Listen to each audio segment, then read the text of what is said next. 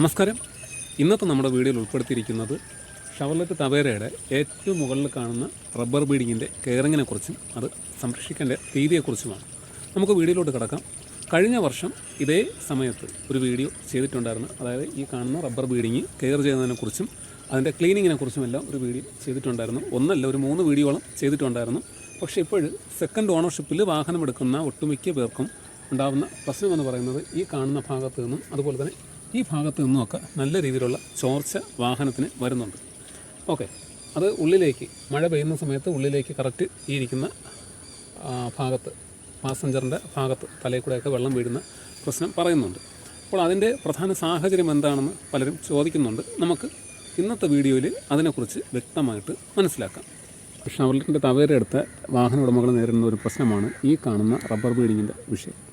നമ്മുടെ വാഹനത്തിൻ്റെ മെക്കാനിക്കൽ പോർഷനും അതുപോലെ തന്നെ ബോഡി ഭാഗങ്ങളും റണ്ണിങ് ബോർഡും ഈ പറഞ്ഞ ഭാഗങ്ങളും അതുപോലെ തന്നെ ഉള്ളിൽ പ്ലാറ്റ്ഫോമും സീറ്റും ഇൻറ്റീരിയറെല്ലാം ക്ലീൻ ചെയ്തു എന്ന് കരുതിയിട്ട് ഒന്നും ക്ലിയർ ആവുന്നില്ല. ഈ കാണുന്ന ഭാഗം മെയിനായിട്ട് ശ്രദ്ധിക്കണം. അതായത് ഇവിടം ജോയിൻ്റ് വരുന്നത്, അതായത് ടോപ്പ് ഭാഗം, വാഹനത്തിൻ്റെ ടോപ്പ് ഭാഗം ഇവിടെ നിന്നാണ് ജോയിൻ്റ് ആവുന്നത്. ഇവിടെ നമുക്ക് ശ്രദ്ധിച്ചാൽ അറിയാൻ സാധിക്കും, എത്ര നമ്മൾ കെയർ ചെയ്താൽ കൂടിയും ഇവിടെ നിന്ന് വെള്ളം ഉള്ളിലേക്ക് ഒലിച്ചിറങ്ങാനായിട്ടുള്ള സാധ്യതയുണ്ട്. അതുപോലെ തന്നെ ഇവിടുത്തെ തുരുമ്പൊക്കെ നമുക്ക് നോക്കിയാൽ അറിയാൻ പറ്റും. കഴിഞ്ഞ വർഷം പണി കഴിഞ്ഞിറങ്ങിയ വാഹനമാണ്, എന്നാൽ പോലും നമ്മൾ ശ്രദ്ധിച്ചാൽ കൂടിയും എത്ര ശ്രദ്ധിച്ചാൽ കൂടിയും ഇതുപോലെ തുരുമ്പും കാര്യങ്ങളും എല്ലാം വരാനായിട്ടുള്ള സാധ്യതയുണ്ട്. അതുപോലെ തന്നെ ഈ കാണുന്ന ഭാഗത്ത് ഇതിൽ അറിഞ്ഞിരിക്കേണ്ട ഒരു കാര്യമെന്ന് പറയുന്നത്, എപ്പോഴും നമ്മുടെ വാഹനം വാട്ടർ സർവീസ് ചെയ്യുന്ന സമയത്ത് ഈ കാണുന്ന റബ്ബർ ബീഡിങ് അഴിച്ച് തന്നെ, അതായത് നമുക്ക് ഇളക്കിയെടുക്കാം, ഇത് അഴിച്ച് നല്ലവണ്ണം ക്ലീൻ ചെയ്ത് ഇടുന്നത് നല്ലതായിരിക്കും. അല്ലെങ്കിൽ നിങ്ങൾക്ക് അപ്പോൾ സമയം കിട്ടിയില്ലെങ്കിൽ കൂടിയും ഒരു 6 മാസം കൂടുന്തോറും നല്ലവണ്ണം ഒന്ന് ഈ കാണുന്ന റബ്ബർ ബീഡിങ്ങും അതുപോലെ തന്നെ ഈ ഭാഗത്ത് ഇന്നർ റബ്ബർ ബീഡിങ് എല്ലാം നല്ലവണ്ണം അഴിച്ചൊന്ന് ക്ലീൻ ചെയ്യുന്നത് നല്ലതായിരിക്കും. പ്രധാന പ്രശ്നമെന്ന് പറയുന്നത് ഈ റബ്ബർ ബീഡിങ് അല്ല വിഷയം വരുന്നത്. ഇതിൻ്റെ ഉള്ളിൽ ഒരു ഒരു ചെറിയൊരു സപ്പോർട്ട് വരുന്നുണ്ട്. ഈ റബ്ബർ ബീഡിങ് പിടിച്ചു നിർത്തുന്ന ഒരു സപ്പോർട്ട് വരുന്നുണ്ട്. ഈ സപ്പോർട്ട് ഇതാ നോക്കുമ്പോഴറിയാൻ പറ്റും, ഇതുപോലെ തുരുമ്പെടുത്തിട്ട് ഉള്ളിലേക്ക് പടർന്നു കയറാനായിട്ടുള്ള സാധ്യതയുണ്ട്. അങ്ങനെ വരുന്ന സമയത്താണ് കൂടുതൽ വാഹനങ്ങൾക്കും ചോർച്ച വരുന്നത്. ഓക്കെ, ഇതിൽ ശ്രദ്ധിക്കേണ്ട മറ്റൊരു കാര്യമെന്ന് പറയുന്നത്, പലരും ഈ റബ്ബർ ബീഡിങ്ങിൻ്റെ കംപ്ലൈൻ്റ് എന്നും പറഞ്ഞുകൊണ്ട് റബ്ബർ ബീഡിങ് മാറാറുണ്ട്.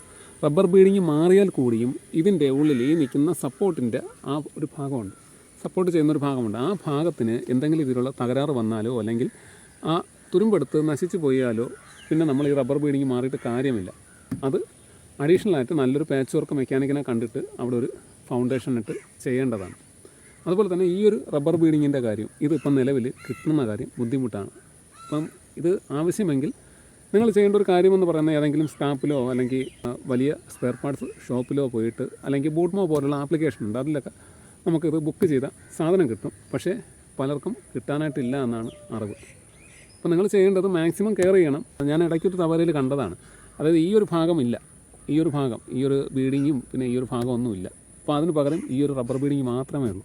പക്ഷേ അതിൻ്റെ ഒരു പ്രശ്നമെന്ന് പറയുന്നത്, മഴ പെയ്യുമ്പോൾ വെള്ളം ഒന്നും പുറത്തോട്ട് പോകില്ല, നേരെ അകത്ത് തന്നെ വീഴും. ഇതിനൊരു ചാല് കൊടുത്തിട്ടുണ്ട്. ഇപ്പോൾ നമുക്ക് നോക്കി അറിയാൻ പറ്റും, ഇവിടെ ഒരു ചാലുണ്ട്. ഈ ചാലിൽ കൂടെ ഈ ക്വാർട്ടർ പാനലിൻ്റെ സൈഡിൽ കൂടെയാണ് വെള്ളം താഴോട്ട് പോകുന്നത്. ഓക്കെ, 2 സൈഡും ഉണ്ട്, 2 സൈഡും ചാല് കൊടുത്തിട്ടുണ്ട്.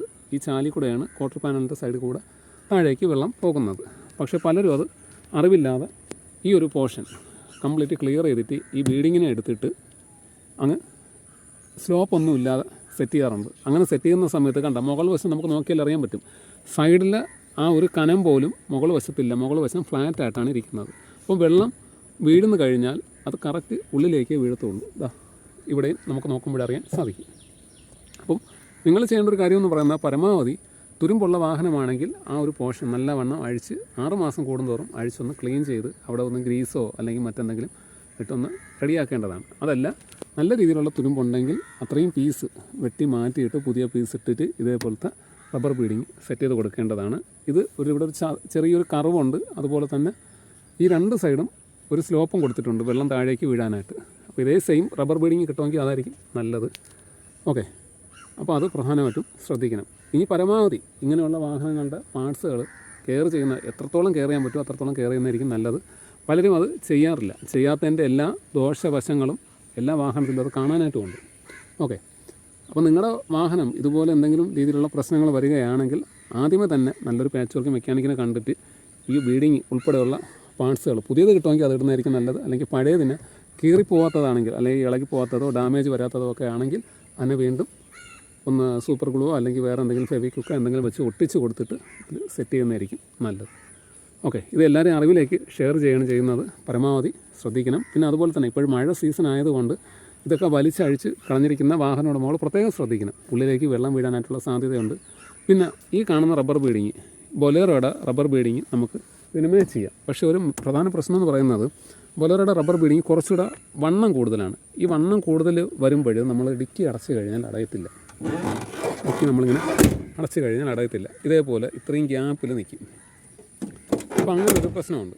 ഈ ഗ്യാപ്പിൽ നിൽക്കുന്ന സമയത്ത് മഴയത്ത് ഓടുമ്പോൾ ഉള്ളിലേക്ക് നല്ല രീതിയിൽ വെള്ളം വീഴാനായിട്ടുള്ള സാധ്യതയുണ്ട്. നമുക്ക് നോക്കുമ്പോൾ അറിയാൻ പറ്റും, ഇത്രയും ഗ്യാപ്പ് നിൽക്കുമ്പോൾ ഉള്ളിലേക്ക് നല്ല രീതിയിൽ വെള്ളം വീഴും. നല്ല മഴയൊക്കെ വീഴുകയാണെങ്കിൽ വെള്ളം വീഴാനായിട്ടുള്ള സാധ്യതയുണ്ട്. അപ്പോൾ അതും ശ്രദ്ധിക്കേണ്ട ഒരു കാര്യമാണ്.